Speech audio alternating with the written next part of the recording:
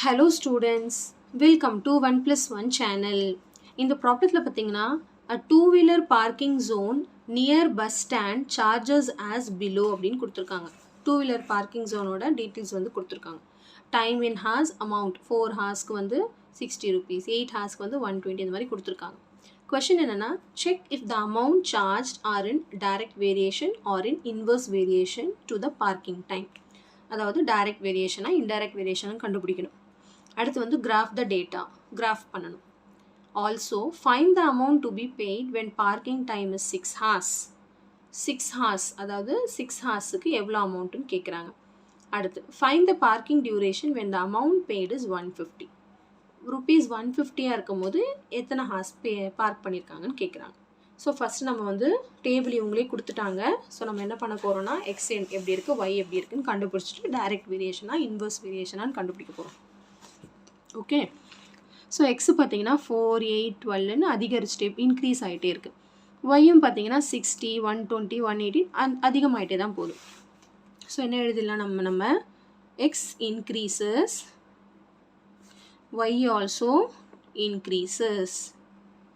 So it is direct variation. ரெண்டுமே increase ஆகுறதுனால இது வந்து டைரக்ட் வேரியேஷன் அர்த்தம்.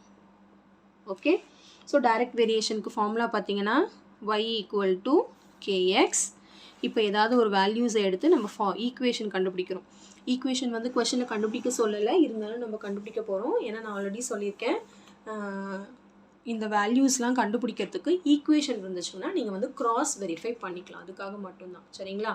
ஸோ இப்போ y ஈக்குவல் டு கேஎக்ஸ்னால் இந்த 4,60 ஏதாவது ஒரு வேல்யூ எடுத்துக்கலாம். நான் 4,60 எடுத்துக்க போகிறேன். 4,60 எடுத்துக்கிறேன். அதாவது எக்ஸ் இருக்க இடத்துல 4ம் ஒய் இருக்க இடத்துல 60யும் போட்டால் கேவோட வேல்யூ கிடச்சிரும். இப்போ y வந்து 60 ஈக்குவல் டு கே இன்ட்டு 4. இப்போ 4 இந்த பக்கம் வந்துச்சுன்னா டிவைட் ஆகிடும். 60/4 is equal to K. 60/4 is equal to K. இப்போ கேவோட வேல்யூ பார்த்தீங்கன்னா 60/4 டிவைட் பண்ணும். 4 1s are 4, 4 1s are 4, balance 2 20, 4 5s are 20. இப்போ k ஈக்குவல் டு 15ன்னு கிடைக்கும்.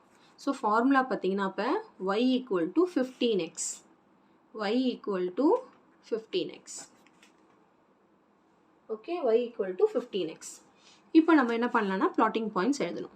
பிளாட்டிங் பாயிண்ட்ஸ் எழுதி கிராஃப் பிளாட் பண்ணணும்.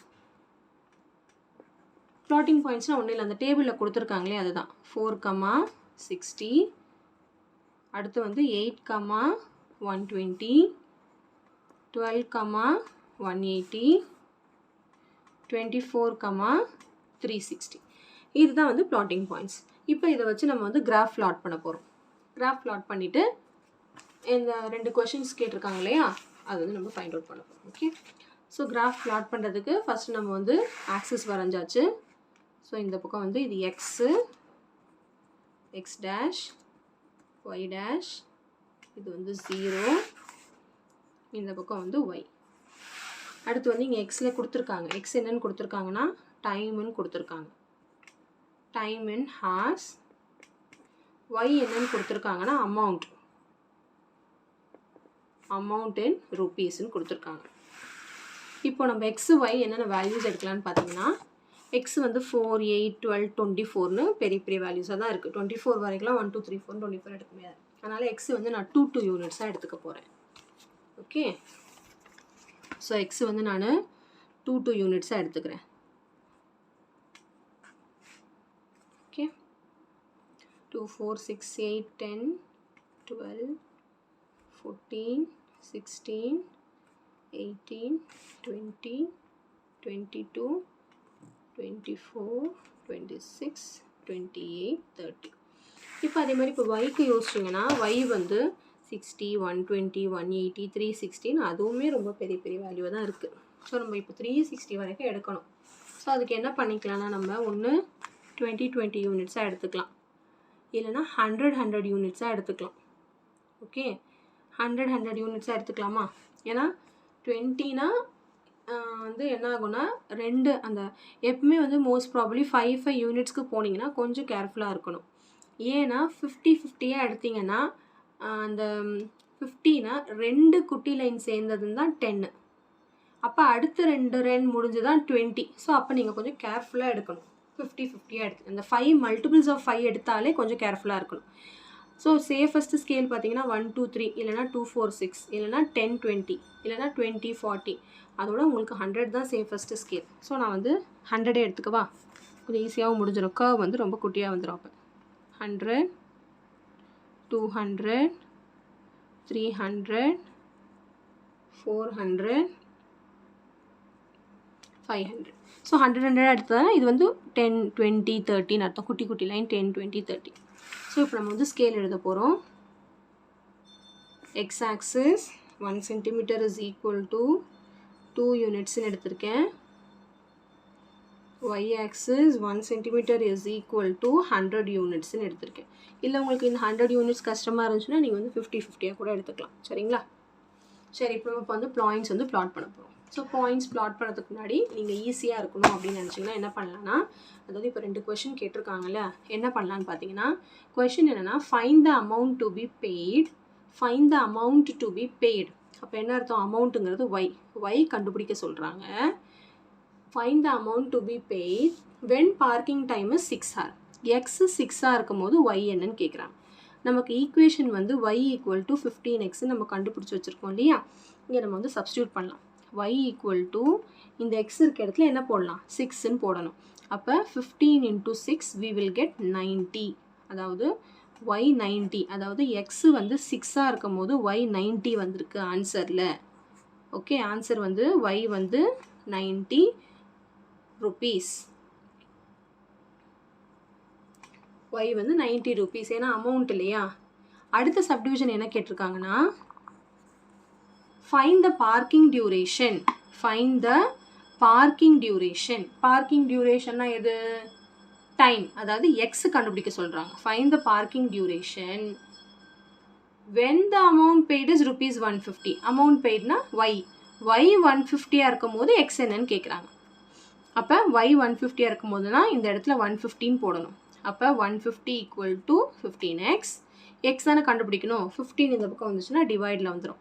அப்போ 150 by 15 ஈக்குவல் டு என்ன வரும்? எக்ஸ். அப்போ எக்ஸ் இஸ் ஈக்குவல் டு இதை கேன்சல் பண்ணால் நம்மளுக்கு 10ன்னு கிடைக்கும். ஸோ இதுக்கு செகண்ட் சப்டிவிஷனுக்கு ஆன்சர் பார்த்தீங்கன்னா எக்ஸ் வந்து 10 hours. ஏன்னா கொஷனில் வந்து கொடுத்துருக்காங்க எக்ஸ் வந்து ஹார்ஸு, ஒய் வந்து ருப்பீஸு. இப்போ இதுக்கு ஏற்ற மாதிரி நீங்கள் கிராஃப் வரைஞ்சிக்கலாம். எப்படி வரைஞ்சிக்கலாம்னு சொல்கிறேன் பாருங்கள். ஃபஸ்ட்டு பாயிண்ட்ஸ் வந்து பிளாட் பண்ணிடுங்க. பாயிண்ட்ஸ் வந்து என்னது? 4,60. ஃபஸ்ட்டு பாயிண்ட் வந்து 4,60. ஸோ 60ங்கும் போது இங்கே வருமா? 4,60. கொஞ்சம் மைன்யூட்டாக வரையணும். 4,60. அடுத்து வந்து 8,120. 8,120. அடுத்து வந்து 12,180. 180ங்கும் போது 200க்கு இங்கே வரும். Okay, so 12,180. அடுத்து வந்து 24,360. 24,360. 360ங்கும் போது இங்கே வருமா? ஓகே, இப்போ நம்ம வந்து கிராஃப் வரைய போகிறோம். ஸோ கிராஃப் பார்த்தீங்கன்னா இது வந்து ஸ்ட்ரெயிட் லைனாக தான் வருது இல்லைங்களா? அப்போ பிரச்சனை இல்லை. கொஞ்சம் கிட்டத்தட்ட ஸ்ட்ரெயிட் லைன் மாதிரி தான் வருது. பார்த்தீங்களா? தெரியுதா? ஸோ அப்போ ஸ்கேலை வச்சு ஜாயின் பண்ணிடலாம். இப்போ நம்மளுக்கு என்ன வரணும்? கிராஃப் வரையணும். என்ன வரைய சொல்லியிருந்தாங்க? எக்ஸு 6 இருக்கும் போது ஒய் என்னன்னு கேட்குறாங்க. ஒய் வந்து 90ல் டச் பண்ணணும். இப்போ நான் என்ன பண்ண போகிறேன்னா, எக்ஸு 6 இருக்கும் போது ஒய் வந்து எங்கே டச் பண்ணணும்? 90ல் டச் பண்ணணும். டச் ஆகுது கரெக்டாக. ஸோ எக்ஸு வந்து 6 இருக்கும் போது y வந்து என்னது? 90. ஓகே, கரெக்டாக வந்துச்சுங்களா? ஓகே, நெக்ஸ்ட் வந்து y வந்து 150 இருக்கும் போது எக்ஸ் என்னன்னு கேட்குறாங்க. ஸோ y வந்து 150 இருக்கும் போது எக்ஸ் வந்து 10ல் மீட் ஆகணும். ஸோ கரெக்டாக மீட் ஆகுது. ஸோ இந்த மாதிரி ஸ்ட்ரெயிட் லைன்னா பிரச்சனை கிடையாது நமக்கு. இந்த கர்வ் வரும்போது மட்டும் நீங்கள் கொஞ்சம் கேர்ஃபுல்லாக இந்த மாதிரி வெரிஃபிகேஷன் பண்ணிவிட்டு மீட் ஆகிற மாதிரி நம்ம வரைஞ்சிக்கணும். சரிங்களா? ஓகே, ஸோ இந்த மாதிரி ஆன்சர்ஸ் எழுதும் போது கண்டிப்பாக நம்ம வந்து யூனிட்டோடு தான் எழுதணும். சரிங்களா? ஆன்சர்ஸ் எழுதும் போது நம்ம வந்து கண்டிப்பாக யூனிட்டோடு தான் எழுதணும். ஓகே. ஸோ கண்டிப்பாக இந்த சம் நல்லா உங்களுக்கு கிளியராக அண்டர்ஸ்டாண்ட் ஆயிருக்கும்னு நினைக்கிறேன். கிராஃப் ட்ரா பண்ணும்போது எல்லாமே எழுத மறந்துடக்கூடாது. ஓகேவா? ஸ்கேலு இதெல்லாம் இம்பார்ட்டன்ட், கண்டிப்பாக எழுதணும். அதே மாதிரி டேபிளில் வந்து ஏதாவது யூனிட்ஸ் கொடுத்துருந்தாங்கன்னா அதுவும் நீங்கள் எழுதணும். ஓகே,